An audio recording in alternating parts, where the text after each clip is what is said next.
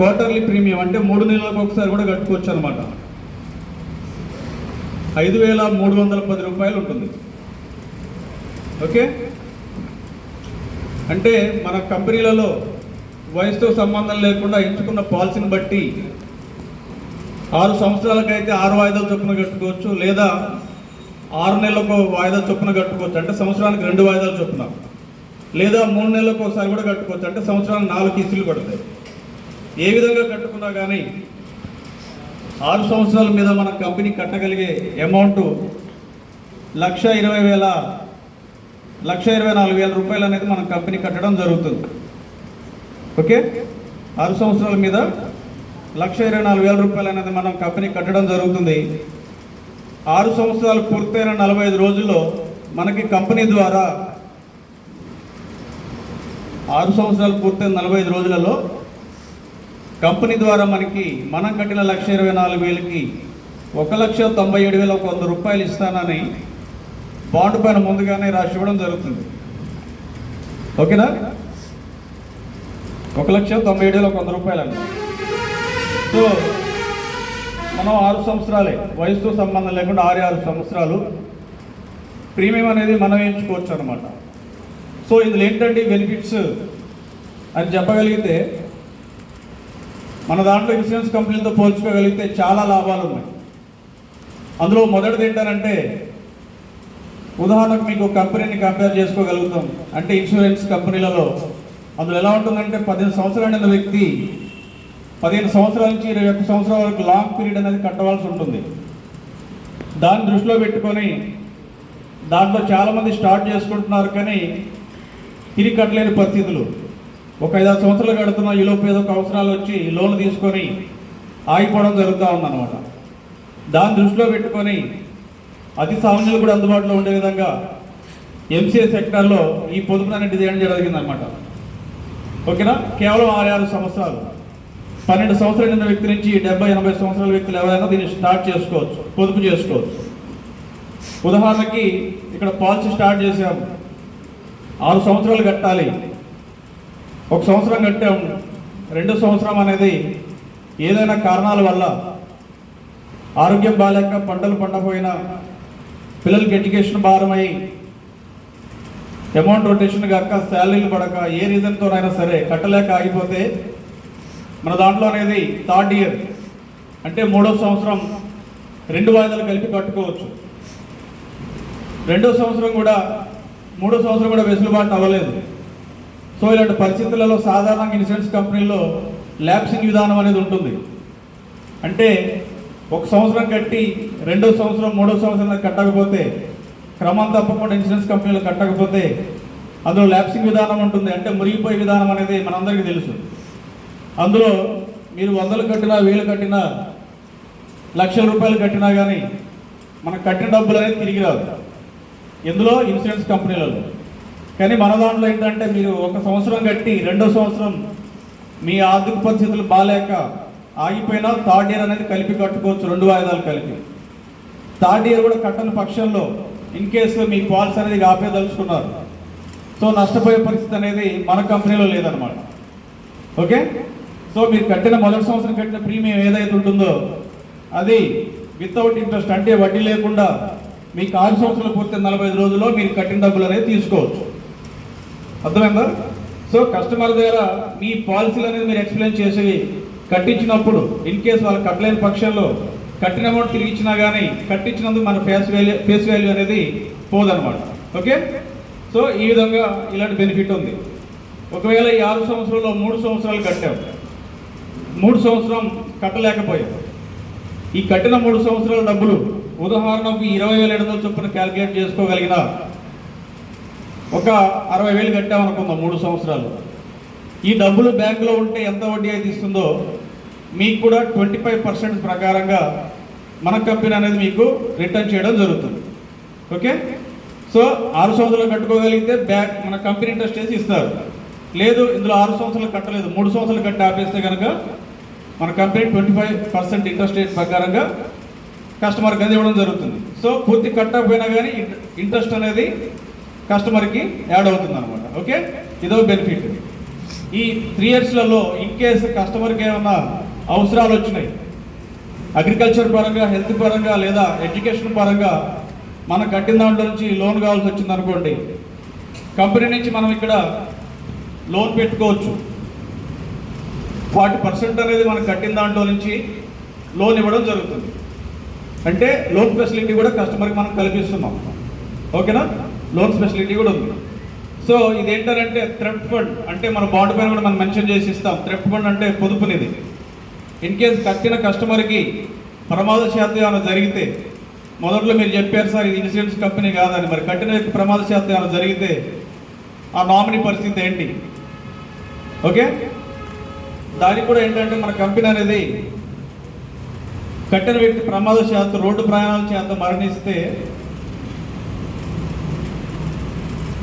ఓకేనా, road accident పరంగా మరణిస్తే ఆ నామినీకి ₹1,00,000 అనేది ఇన్సూరెన్స్ అనేది క్లెయిమ్ చేయబడుతుంది, నష్టపరిహారం. ఓకేనా?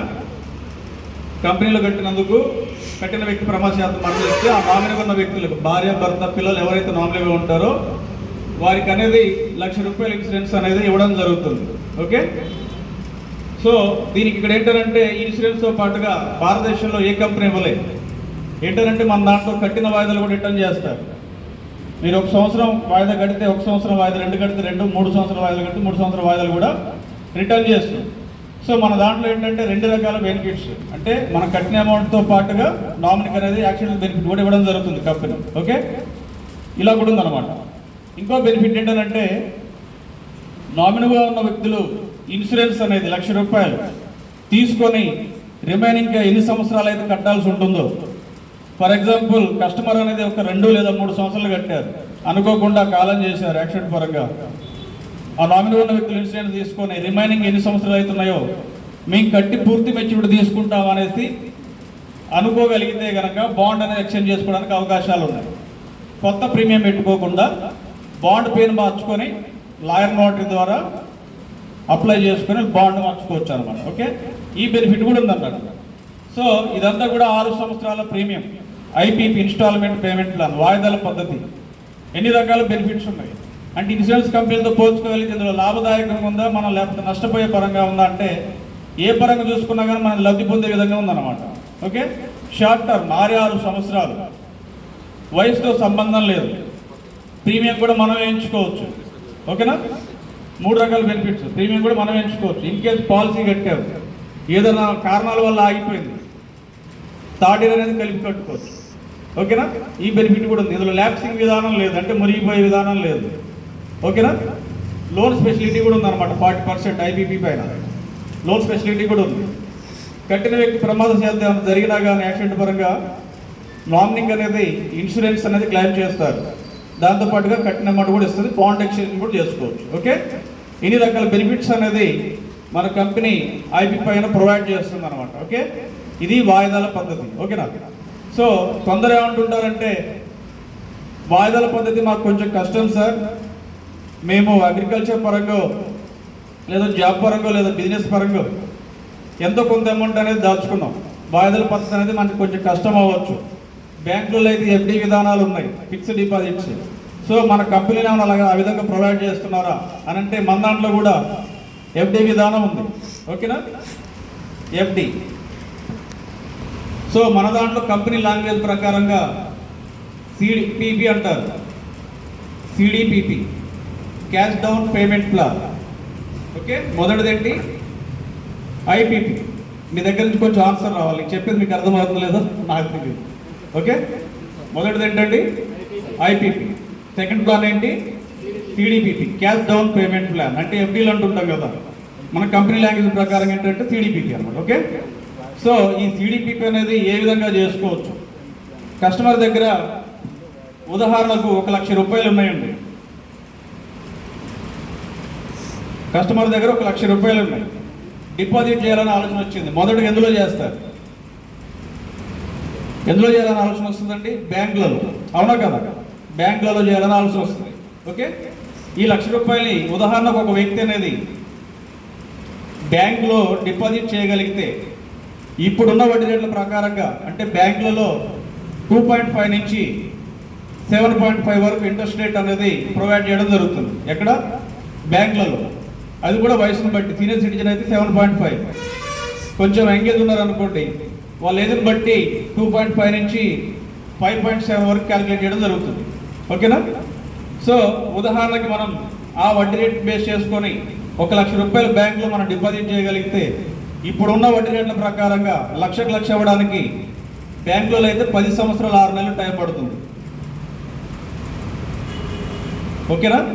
ఈ 1 లక్ష రూపాయలు బ్యాంకులో డిపాజిట్ చేయగలిగితే 10 సంవత్సరాలు 6 నెలలకు లక్షకు లక్ష కలిపి 2 లక్షలు ఇస్తారన్నమాట. ఎందులో?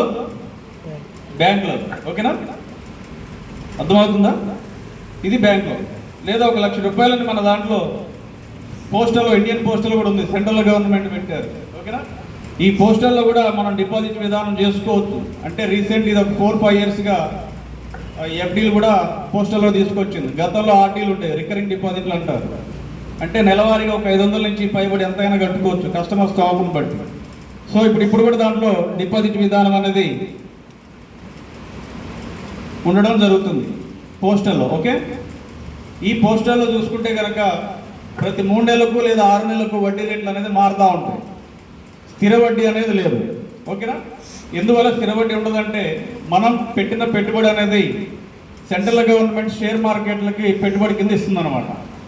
సో అది లాభాలు నష్టాలు చెప్పలేం కనుక స్థిర వడ్డీ అనేది పోస్టల్లో ఉండదు. ఓకే? ప్రతి 3 నెలలకు లేదా 6 నెలలకు అనేది మారుతూ ఉంటాయి. సో ప్రజెంట్ ఇప్పుడున్న వడ్డీ రేట్లను బేస్ చేసుకొని కస్టమర్ 1 లక్ష రూపాయలు పోస్టల్లో డిపాజిట్ చేయగలిగితే 11 సంవత్సరాలు 6 నెలలు అనేది టైం పడుతుంది 2 లక్షలు అవ్వడానికి. ఓకేనా? 11 సంవత్సరాలు 6 నెలలకు 2 లక్షలు అవుతుంది పోస్టల్లో. ఓకే? బ్యాంకులో అయితే 10 సంవత్సరాలు అన్నారు, పోస్టల్లో అయితే 11 సంవత్సరాలు అన్నారు. ఓకేనా? సో ఈ రెండింటిలో మనం ఎక్కువ చేసుకుంటూ ఉంటాం. సో మన కంపెనీలో కూడా సిడిపిపి విధానం అంటే ఎఫ్డి విధానం ఉంది. మన దాంట్లో 1 లక్ష రూపాయలు కస్టమర్ అనేది డిపాజిట్ చేయగలిగితే కేవలం 6 సంవత్సరాల్లో 2 లక్షల రూపాయలు అనేది మనం కస్టమర్కి ఇప్పించవచ్చు. ఓకేనా? మన కంపెనీలో ఏంటంటే స్థిర వడ్డీ 15% ఇంట్రెస్ట్ బేస్ చేసుకొని 15%. ఓకేనా? వడ్డీ లెక్కలు చేస్తారు కదా మహిళల గ్రూప్లో. ఓకే? 15% అంటే మీరు క్యాలిక్యులేట్ చేసుకోగలిగితే రూపాయలలో ₹1.25. ఓకే? 15% ఇంటూ 12 మంత్స్ చేయగలిగితే ₹1.25 అనేది మీకు వడ్డీ క్యాలిక్యులేషన్ రావడం జరుగుతుంది. ఓకే?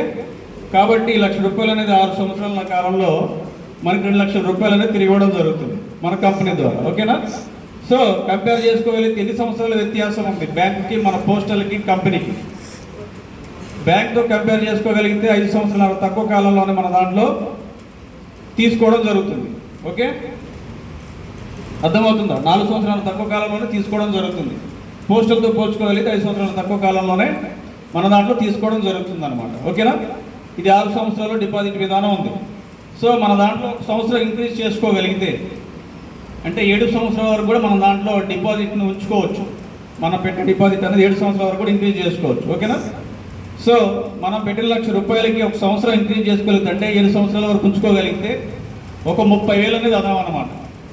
అంటే 2,30,000 రూపాయలు అనేది కస్టమర్కి అనేది మన కంపెనీ ప్రొవైడ్ చేస్తుంది. ఓకేనా? అర్థమవుతుందా? సో ఇంకో సంవత్సరం అంటే ఇంకో 3 సంవత్సరాలు కూడా ఇంక్రీజ్ చేసుకోవచ్చు. 6 సంవత్సరాల నుంచి 3 సంవత్సరాలు ఇంక్రీజ్ చేసుకోగలిగితే 9 సంవత్సరాల వరకు కూడా మన దాంట్లో కస్టమర్ అనేది సిడిపిపి చేసుకోవచ్చు. 1 లక్ష రూపాయలు మనం 9 సంవత్సరాల వరకు ఉంచుకోగలిగితే కస్టమర్కి అనేది వాళ్ళు కట్టిన 1 లక్ష రూపాయలకి 2 లక్షలు కలిపి 3 లక్షల రూపాయలు అనేది మన కంపెనీ అనేది ఇవ్వడం జరుగుతుంది. ఓకేనా? 6 సంవత్సరాల నుంచి 9 సంవత్సరాల వరకు డిపాజిట్ విధానం సిడిపిపిలో ఉంది మన కంపెనీలో. ఓకే? సో ఈ విధంగా 2 రూపాయలలో మన దాంట్లో కట్టుకోవడానికి అవకాశం లేదు. మొదటిది ఏంటంటున్నాం ఐపీపీ. ఓకే? సెకండ్ది వచ్చేసి సిడిపిపి, క్యాష్ డౌన్ పేమెంట్. 2 విధానాలుగా అనేది మనం కట్టుకోవడం జరుగుతుంది. ఓకే? ఈ సిడిపి పైన కూడా ఇన్ కేసు సంవత్సరం తర్వాత కస్టమర్కి ఏదైనా అవసరం వచ్చింది, నీడ్ ఉంది, తప్పని పరిస్థితుల్లో తీసుకోవాలి. మనం ఇక్కడ అమౌంట్ డిపాజిట్ చేసి ఉన్నాం కదా, సో మాకేమైనా లోన్ ప్రొవైడ్ చేస్తారని అంటే డిపాజిట్ చేసిన దాంట్లో సంవత్సరం తర్వాత కట్టిన దాంట్లో నుంచి 15% అనేది లోన్ కింద ఇవ్వడం జరుగుతుంది. ఓకే, టీడీపీపీ పైన సంవత్సరం తర్వాత 50% అనేది లోన్ కింద ఇవ్వడం జరుగుతుంది. తర్వాత మీ అవసరాలు తీరిన తర్వాత, అంటే కస్టమర్ అవసరాలు తీరిన తర్వాత మన సకాలంలో కట్టేసుకోవచ్చు. ఓకేనా? దీనిపైన కూడా కట్టిన వ్యక్తి ప్రమాదశాంతం ఏమైనా జరిగితే ఇన్సూరెన్స్ అనేది క్లెయిమ్ చేయబడుతుంది కట్టే ప్రీమియం బట్టి. ఓకేనా? ₹1,00,000 వరకు ఇన్సూరెన్స్ అనేది ఉంటుంది. కట్టిన డబ్బులు కూడా రిటర్న్ చేసుకోవచ్చు. ఓకేనా? ఈ విధంగా ₹2 మన కంపెనీలలో 2 విధానాలుగా కట్టుకోవచ్చు అనమాట. ఓకేనా? అర్థమైందండి? Customer benefits అర్థమైనాయా? ఓకే, లాభదాయకంగా ఉందా లేకపోతే ఏదైనా నష్టపోయే పరంగా ఉందా? లాభదాయకంగా ఉంది, కేవలం 6 సంవత్సరాలు. ఓకేనా? సో ఈ విధంగా అనేది మీరు ఎక్స్ప్లెయిన్ చేయగలిగితే కస్టమర్లకు అర్థమయ్యే రీతిలో